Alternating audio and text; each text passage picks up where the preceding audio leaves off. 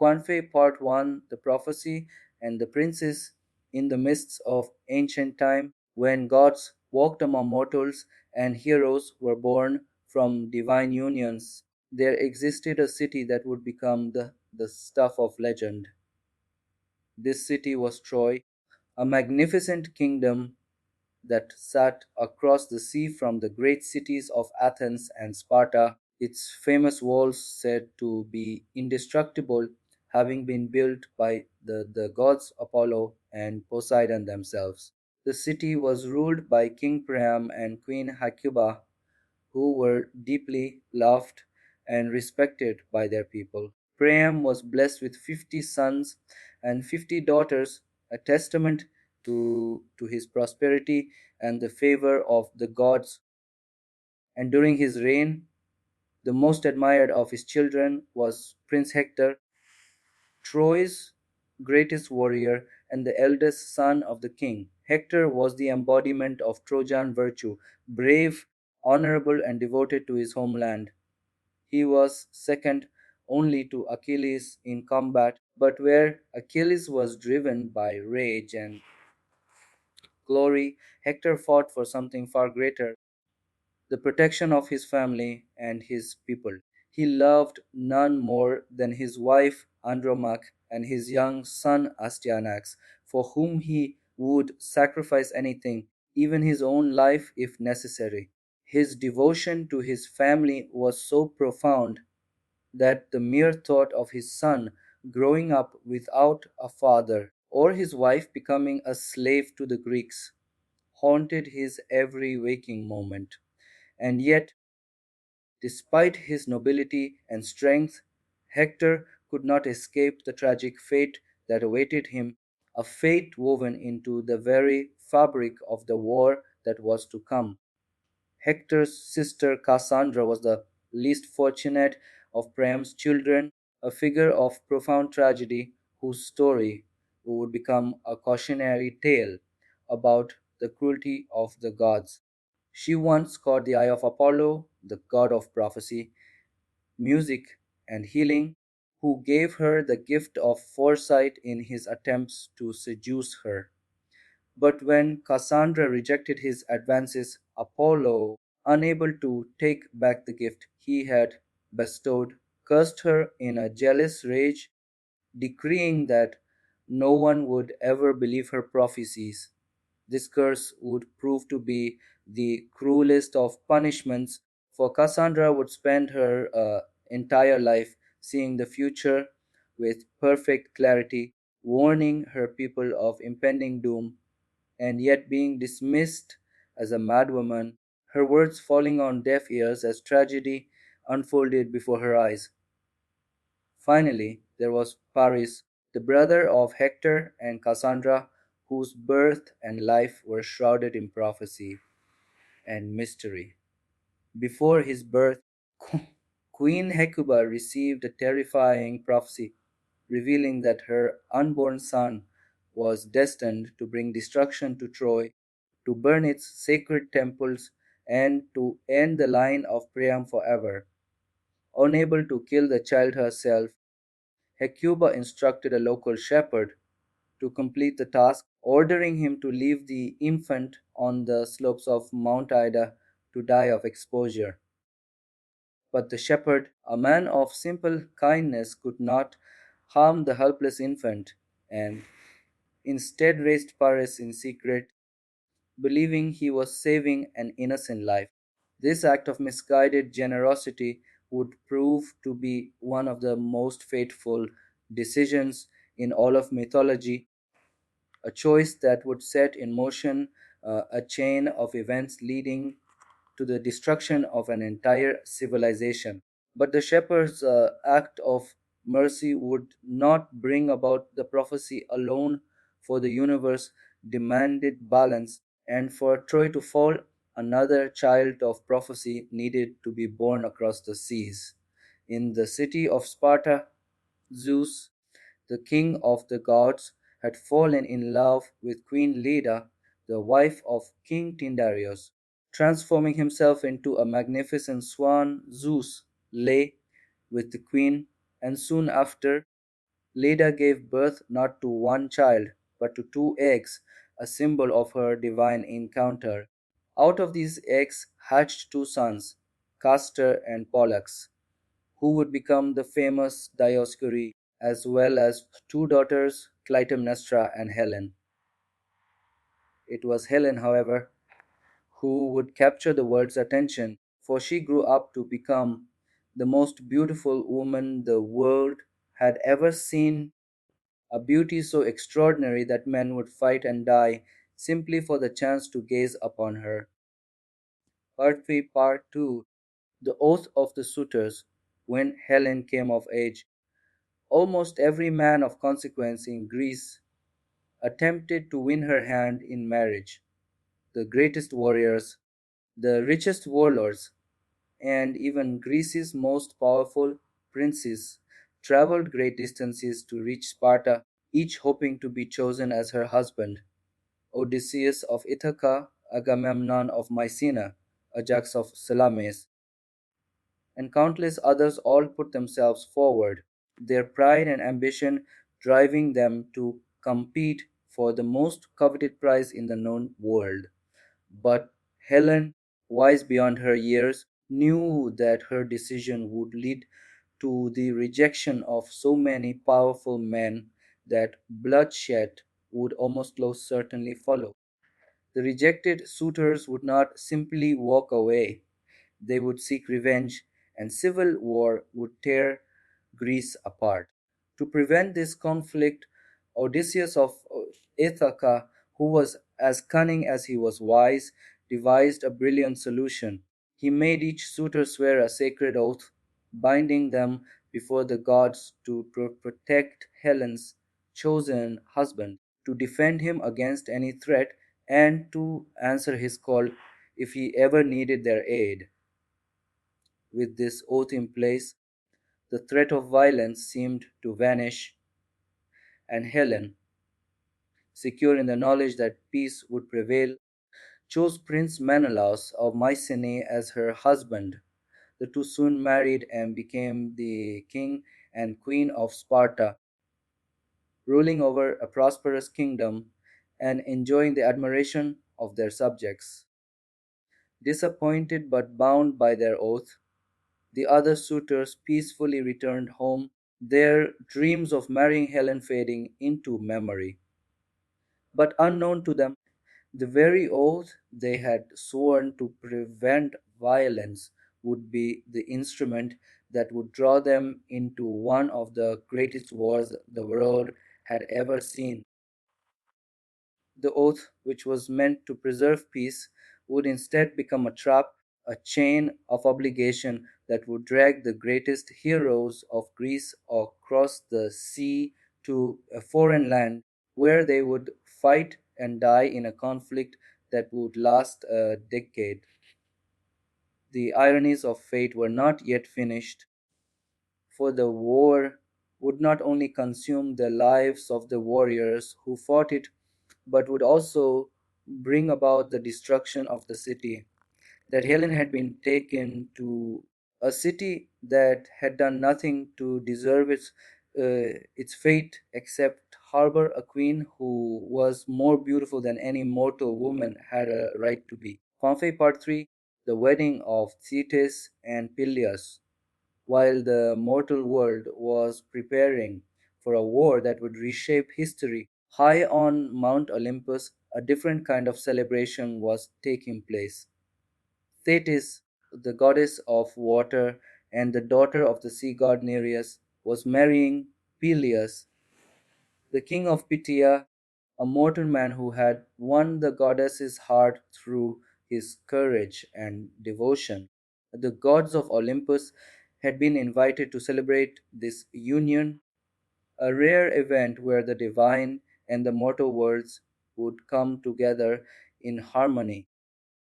Hosting a great feast in the halls of Olympus, the couple invited all the gods and heroes from across the land to join in the festivities, promising a celebration that would be remembered for eternity. However, they made one fatal exception, for amongst all the gods, there was one who was universally disliked, Eris, the goddess of discord and strife. Eris was a figure of chaos and conflict who brought division wherever she went and who delighted in the suffering of others.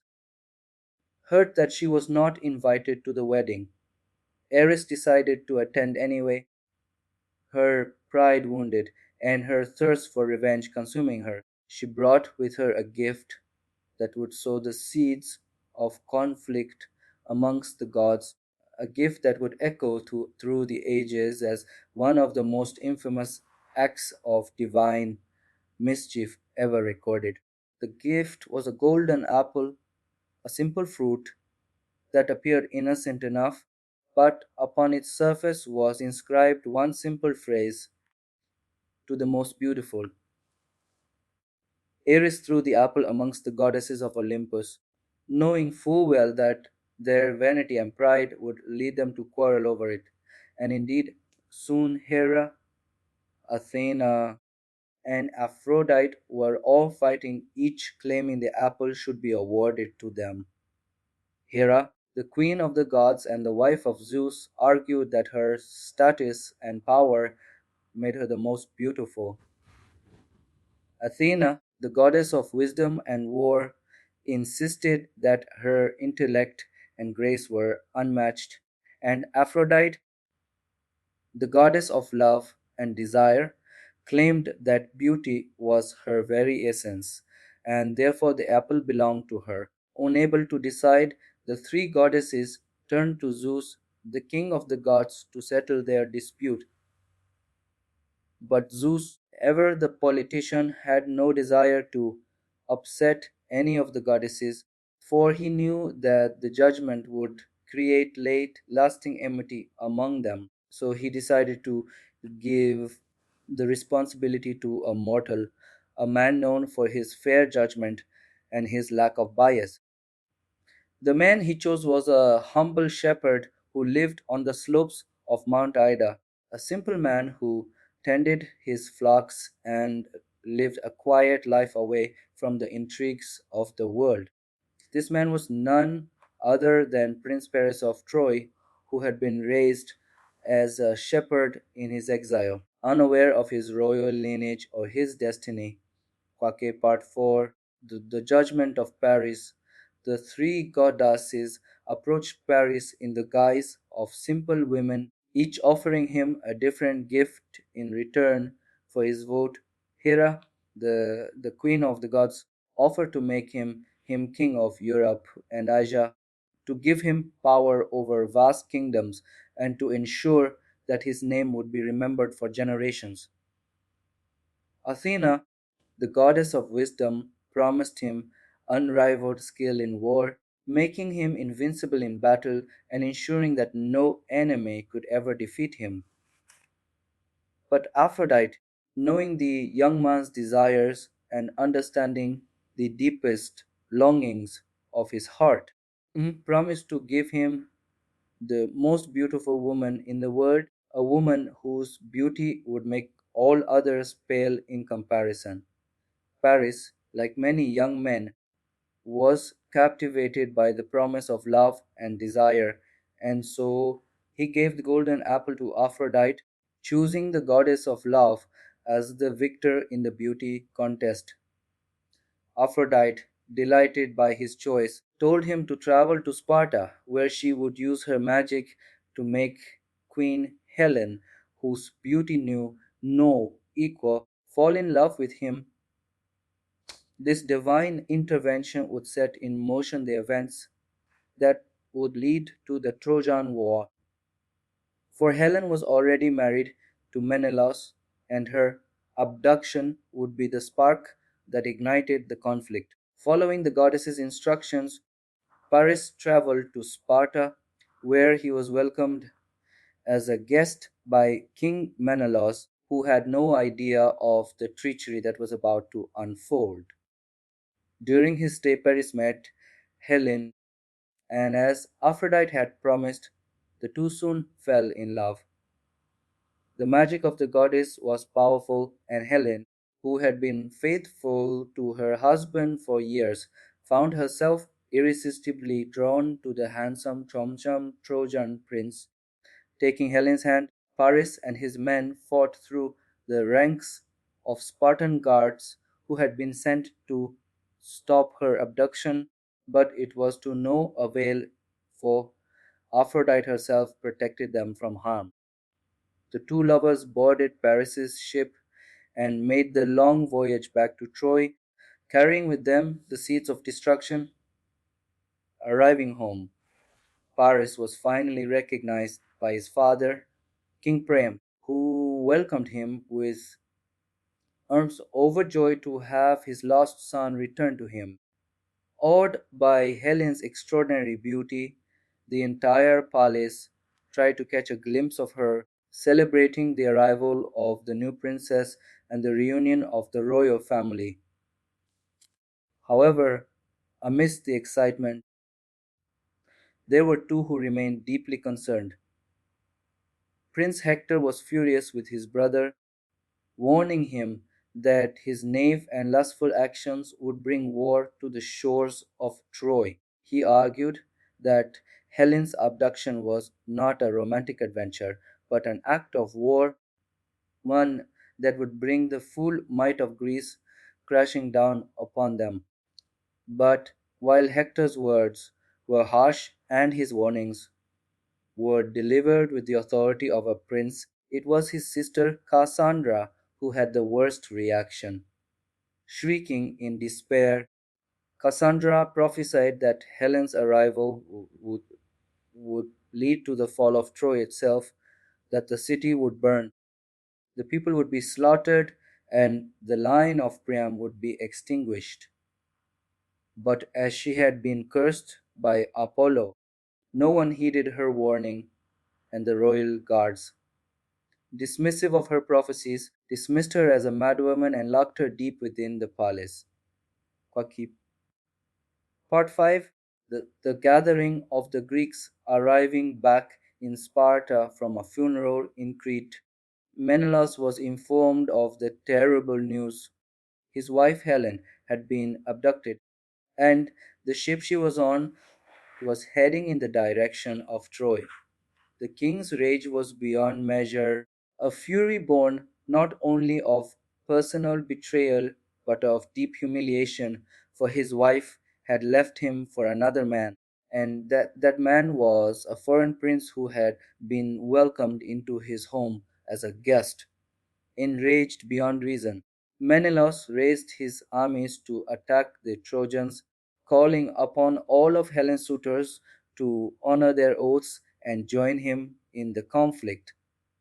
Men of their word, they answered his call, and soon the greatest warriors from across Greece, or the ACHAEANS as Homer would call them, were assembling to return Helen home to Sparta.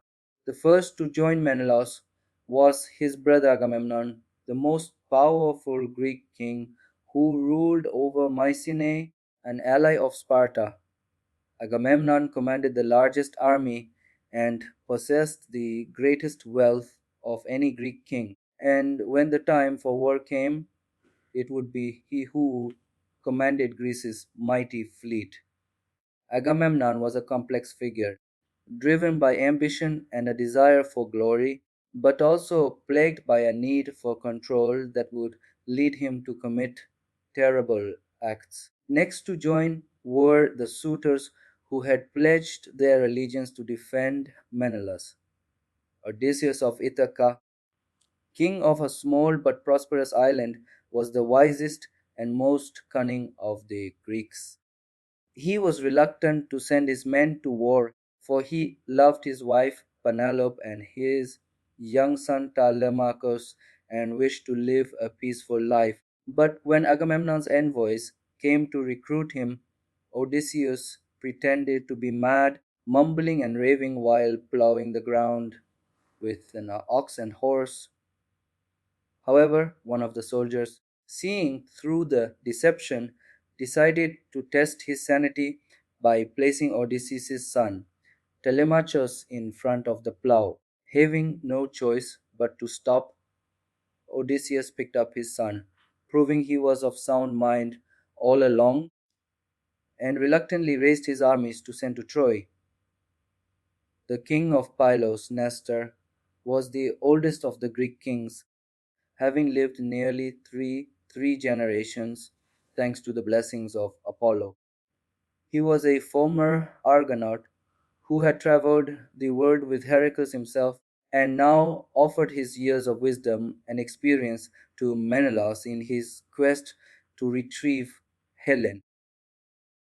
Nestor was a voice of reason in the Greek camp, often mediating disputes and offering counsel to the younger warriors. The youngest of the Achaean kings, Diomedes, ruled over the city of Argos, second in power only to Mycenae. A favorite of Athena, Diomedes was a skilled politician and a fearsome warrior, known for bringing wealth and stability to his people. He would prove to be one of the most effective fighters in the war, even wounding the gods themselves on the battlefield. Puffy Part 6, Achilles and the Path of Glory. Joining these powerful kings would be the best warriors Greece had to offer, with Achilles and his lifelong companion Patroclus, as well as Ajax the Greater and Ajax the Lesser, all answering the call. The Prince of Pythia, Achilles, was the greatest warrior to have ever lived, a man whose support ensured victory in any conflict. He was nearly invulnerable to attacks, and without his assistance, the conquest of Troy was unthinkable. After his birth, his mother Thetis had taken him to the underworld, submerging him into the river Styx, whose waters granted immortality. But as she had held him by the foot, the waters would not cover his heel, which remained the only vulnerable part of his body, a weakness that would ultimately prove fatal. Growing up, Achilles was raised by the centaur Chiron, the teacher of Heracles, who taught him music, speechcraft, and warfare. Under Charon's tutelage, Achilles became not only a fearsome warrior, but also a skilled musician and a wise counselor, capable of leading men with both strength and reason. However, while Achilles took great pride in his achievements, he was also cursed with a short temper, something that would bring him into conflict throughout his life.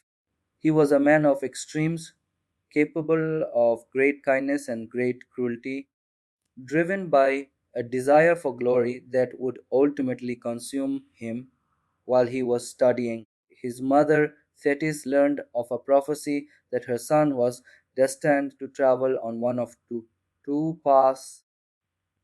Either he would live a long and peaceful life, dying as an old man without fame, his story forgotten by history, or he would live a short and heroic life, dying a glorious death with his story becoming legend. When news came that Greece's greatest warriors were gathering to attack Troy, Thetis did everything she could to protect her son. Dressing Achilles in female clothing, she sent him to the island of Skyros, where he hid amongst the island's many women, living in disguise and avoiding the call to war. But her plan would take an unexpected turn as Diomedes, the one sent to recruit kills, was accompanied by none other than Odysseus, the wisest and most cunning of the Greeks. Realizing that Achilles was hiding on the island, Odysseus came up with a brilliant plan to reveal him. Arriving with presents for the women, he began to hand out jewelry and clothing, but among the gifts was a set of armor, a weapon that would excite one of the women in particular. Odysseus then sounded a war horn, and while all the other women fled in fear, only one remained, Achilles, who took off his disguise and quickly put on the armor, ready for battle. Exposed by the cunning plan, Achilles fetched his lifelong friend Patroclus, and the two joined Odysseus and Diomedes on the journey back to Sparta. Parfait. Part 7. The sacrifice at Aulis, with the greatest fighters from across Greece now assembled. Agamemnon commanded a mighty fleet of hundreds of ships, a force so vast that it was said to be the largest military expedition ever assembled. But as they set sail for Troy, they found themselves unable to move, with the waters having calmed and the ocean's winds having ceased. For Agamemnon, having killed a sacred deer in a sacred grove, had offended the goddess Artemis, who had stolen the winds to punish him for his arrogance. The Greek fleet was stranded, and the soldiers grew restless, their morale crumbling as they waited for the winds to return. Anxious to reach Troy, Agamemnon consulted a prophet on how to restore the winds once again, but the prophet's revelation was devastating. To restore the winds, Agamemnon would have to sacrifice the one who was dearest to him, his eldest daughter, Iphigenia. The news was a crushing blow, but Agamemnon's pride could not stand for such a delay, and he saw no alternative but to follow the prophet's advice. He lured his daughter to his camp, claiming that Achilles wanted her hand in marriage, and Iphigenia arrived in excitement, her heart full of joy at the prospect of marrying the greatest of heroes. When she arrived, Iphigenia began to walk towards the altar where she believed her wedding would take place. But as she got closer, she realized with horror that it was not a wedding altar at all, but rather a sacrificial shrine. Her father, with tears streaming down his face, plunged his dagger into her broken heart, ending her life in a moment of unspeakable cruelty. With his daughter now laying dead at his feet, Agamemnon had appeased Artemis, who released the winds from her grasp, allowing the Greek fleet to set sail. But the sacrifice of Iphigenia would haunt Agamemnon for the rest of his life, and his wife Clytemnestra would never forgive him, plotting a vengeance that would ultimately lead to his death. Quanfi Part 8. The 9 years of war now setting sail, it would not be long until the Greeks reached the shores of the enemy's mighty city. But awaiting them was the greatest army Troy had to offer, a formidable force that included allies from across the ancient world. Aeneas, the son of Aphrodite and cousin to the royal family, would join the fight to protect his homeland, bringing with him a band of warriors who were as fierce as they were loyal. But Troy would not fight alone, for Priam called upon his allies, the Lycians and the Amazons, who would come to his aid with their own armies. Lycia would be led by Sabtan, the son of Zeus and grandson of Bellerophon, a warrior of such skill that even the gods watched him with admiration. He would be joined by Glaucus, a legendary warrior who led the Lycian armies into battle with courage and determination. Alongside them would fight the Amazons, fierce warrior women led by Penthesilea, a daughter of Ares who could fight better than almost any man. The Amazons were feared throughout the ancient world for their skill in battle and their ferocity, and their arrival on the battlefield would strike terror into the hearts of the Greeks. But while both sides possessed the best warriors and leaders of their age, the gods too would be divided by the war. Still furious that they had not been given the apple by Paris, Hera and Athena chose to support the Achaeans, providing them with divine guidance and protection. Aphrodite, having gifted Helen to the Trojans, decided to give them her support, intervening in battles to protect her favorites. The patron of Troy, Apollo, came to the defense of his city, using his arrows to spread plague among the Greek forces and protected the Trojans from harm. Poseidon, jealous that the Trojans worshipped Apollo rather than him after they had both built the city's walls, decided to join the Achaeans, and finally Ares, lured by the promise of battle and wanting to best his sister Athena, joined the side of the Trojans, eager to cause as much bloodshed as possible. For 9 long years, the Achaeans would attack Troy with wave after wave of soldiers, failing to break the city's impenetrable walls. The Greeks grew weary of the endless siege, their morale draining as they faced the same obstacle year after year.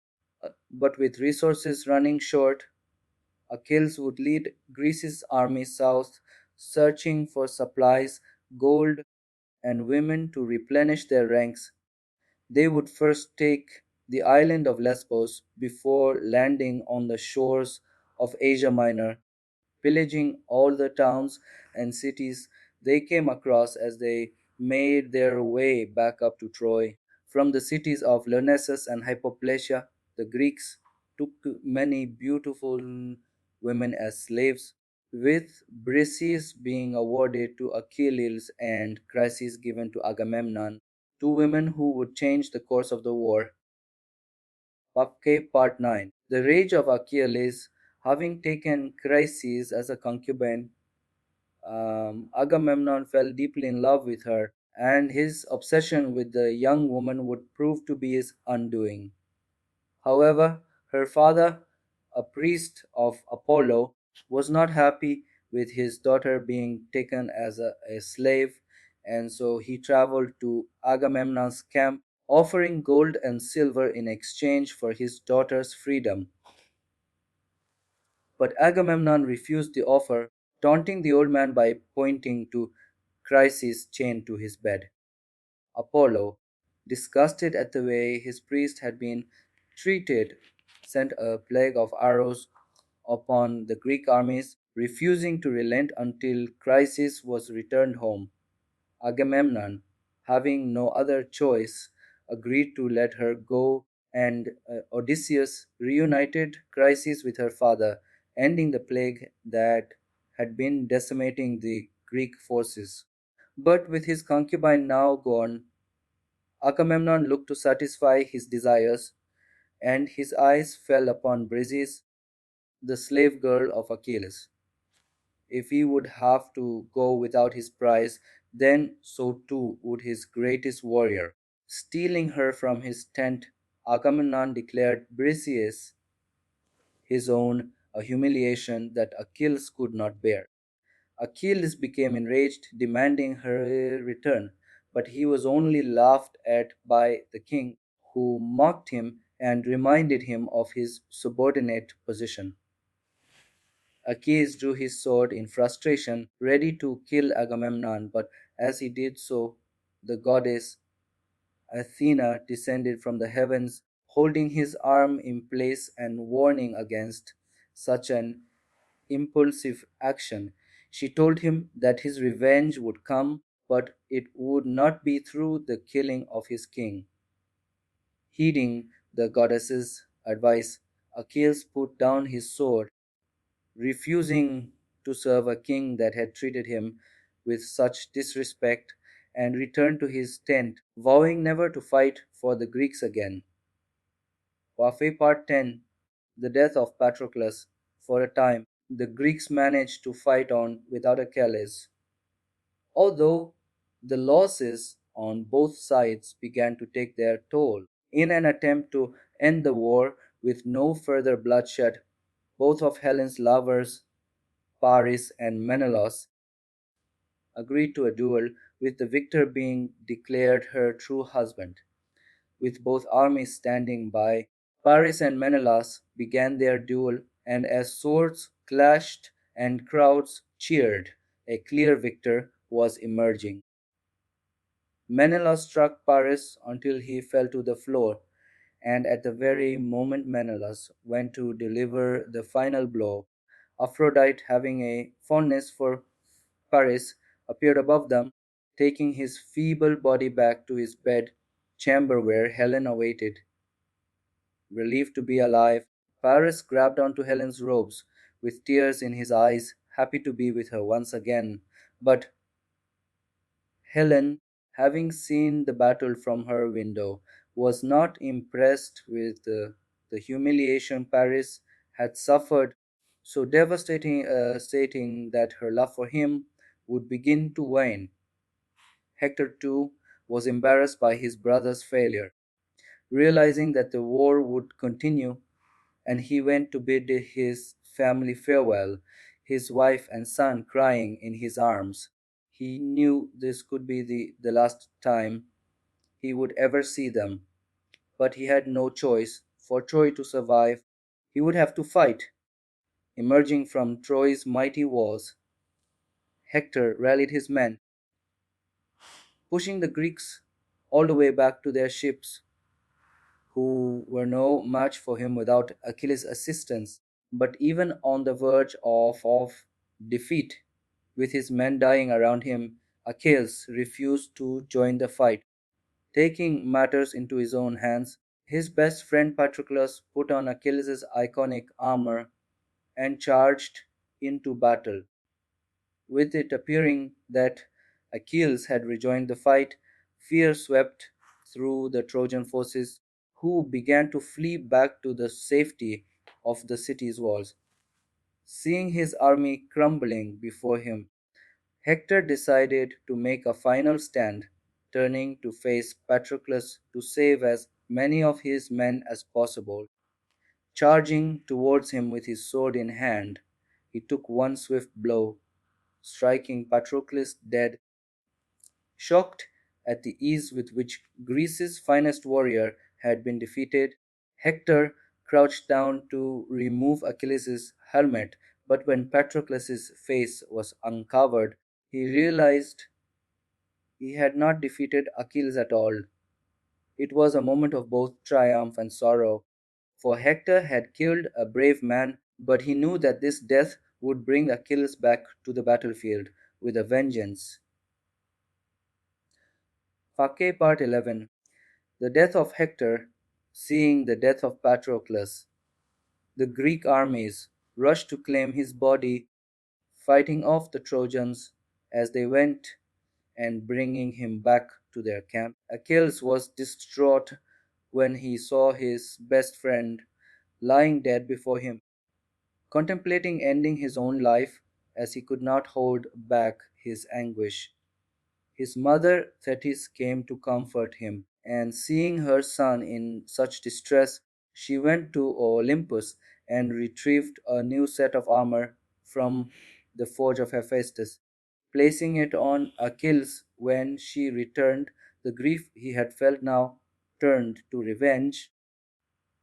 With the destruction of Hector and Troy the only things on his mind, seeing the real Achilles now charging towards him, Hector began to run in fear, being chased around Troy's walls 3 times before he was eventually caught. Unable to run any further, Hector decided to make a final stand and fight Achilles with honor. Charging at him, Hector drew his sword, but as he took his final swing, it missed and he fell down to the floor. Realizing the end was near, Hector refused to beg for his life, instead requesting only one thing, that Achilles treat his body with respect so his family could properly mourn his passing. But still enraged at the death of Patroclus, Achilles plunged his spear into Hector's neck, bringing an end to his life. Tying Hector's legs to the back of his chariot, Achilles dragged his corpse around the city, parading his body for all to see while Hector's entire family watched from the walls above. It was a sight too much for Hector's father, King Priam, to bear, and as nightfall came, Priam approached Achilles in his camp, begging at his feet for his son's body to be returned. Moved by the king's words, which reminded him of his own grief after the death of Patroclus, Achilles gave in and allowed Priam to take Hector's body. Arriving back in Troy, the entire city gathered to mourn the loss of their great hero, but none felt the pain more than Hector's wife Andromache and his son Astyanax, who clung on to his body as it passed through Troy's somber streets. With Hector's death, Homer marked the end of the Iliad, but for the story of Troy, more tragedy was to come. 5p, Part 12. The fall of Troy, with Hector now gone, all hope was lost within the city, and with Achilles closing in, it looked like the end was near. Slaughtering the Trojans one by one, he made his way to the gates of Troy, but as he went to scale the city walls, he felt a sharp and excruciating pain in his heel. For Paris, guided by Apollo, had shot Achilles with a poisoned arrow in the only mortal part of his body. Dropping to the floor as poison coursed through his veins, Achilles' skin turned white as snow, and he took his last and final breath. But Paris would not live long enough to enjoy his victory, for the Greeks who had seen him shoot Achilles hunted him down and took their revenge. With their greatest heroes now gone, each side fell into despair, especially the Greeks, who saw no way to penetrate Troy's great walls without the strength of Achilles. But there was one Greek who did not give up hope, and with Odysseus devising a cunning plan, a plan so genius that its story would echo throughout the ages. Constructing a giant wooden horse, Odysseus hollowed out the inside, making enough room for himself and a handful of Greece's best warriors to be hidden within. When the next day dawned, the Trojans awoke to find a great horse outside their walls. Seeing the Greek camp dismantled and their ships sailing off into the horizon, a great cheer erupted throughout the city, celebrating that the war had come to an end. Mesmerized by its beauty and believing the horse to be a peace offering, the Trojans decided to bring it within their walls.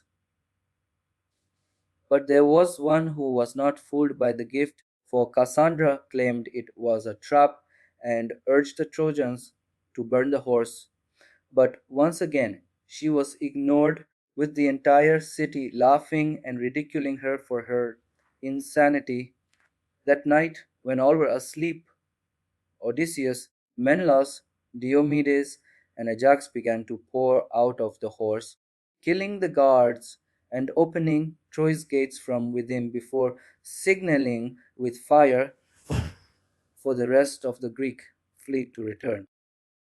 The Trojans awoke to their city ablaze with Greek warriors flooding through the streets, looting homes and slaughtering any remaining defenders, with his entire city burning before his eyes. Priam met his end when Pyrrhus, the son of Achilles, plunged his dagger into the old man's defenseless body. Pyrrhus then headed to the royal chambers where he found Hector's wife and son, taking Astyanax from his mother's arms and throwing the infant to his death from the city's walls before taking Andromache into slavery as his concubine. Quanfe Part 13. The aftermath, fleeing from the streets of Troy. Cassandra found refuge in the temple of Athena, watching in fear as her fellow citizens were slaughtered before her eyes. But unfortunately, the Greek warrior Ajax the Lesser had spotted Cassandra entering the temple and violating her in front of Athena's statue. Disgusted at the act performed in her sacred temple, as Ajax went to board his ship, Athena struck it with a bolt of lightning, causing him to fall into the sea, where Poseidon dragged him to a watery grave. For Cassandra, things would only get worse. With Ajax now gone, Agamemnon claimed her as his concubine, and they returned to his home in Mycenae. However, Agamemnon's wife Clytemnestra was not pleased with her husband lying with another woman, and she grabbed an axe, butchering Cassandra in a jealous rage.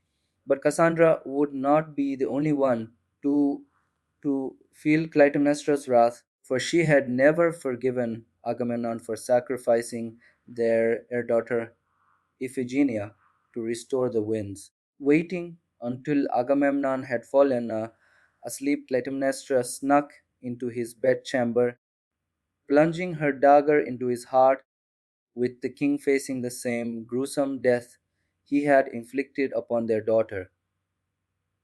Of the few Trojans to escape, the most significant was Aeneas, who led a small group of survivors out of the burning city. Crossing the Mediterranean, they eventually landed on the shores of Italy, beginning a new life. Aeneas and his followers populated the land, with his descendants Romulus and Remus founding a new city called Rome. Finally reunited with Helen, Menelaus returned home to Sparta, where the two ruled as king and queen once again, and when their time came, they passed on to the next world, spending eternity on the Isle of the Blessed. However, although some were able to return home and others were able to forge new beginnings, for one hero in particular, a long and dangerous journey awaited. For Odysseus, the most cunning of the Greeks, would have to travel for 10 long years facing the most terrifying creatures known to man. His journey, chronicled in Homer's Odyssey, would become a timeless saga of endurance, wit, and the unyielding desire to find one's way home, ensuring that the names of Achilles, Hector, Helen, and Odysseus would echo forever in the halls of history, inspiring countless generations with tales of heroism, sacrifice, and the enduring power of the human spirit.